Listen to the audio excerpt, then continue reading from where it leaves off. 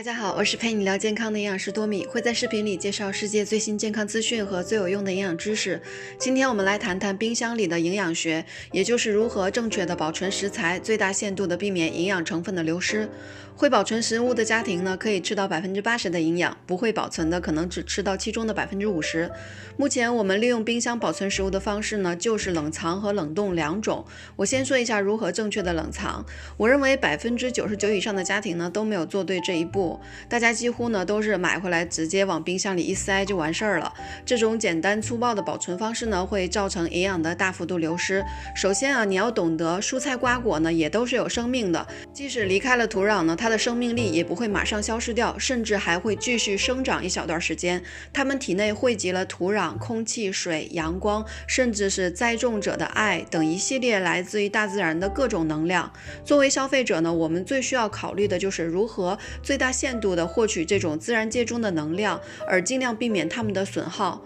蔬菜瓜果买回来呢，首先你要去思考它们在生长过程中的样貌。保存时呢，尽量不要去破坏这种原始的最初状态。比如说像茄子、黄瓜等，它们在土壤里都是竖着生长的状态，你就应该竖立的存放。可以用一个高一点的保鲜盒，像插花一样把它们插进去。现在大家呢都不会分类保存，不管它原来的样貌是什么样的，一律呢都是放躺在冰箱里面。而躺在冰箱里的黄瓜会怎么样呢？它会很想努力的恢复到自己原来的状态，因为它的所有细胞呢都是适应了原来的方向生长，否则的话它就不会长成一个竖条状了。而在这个它跟自己较劲，想回去又回不去的过程中，实际上呢就加速了它自身能量的内耗，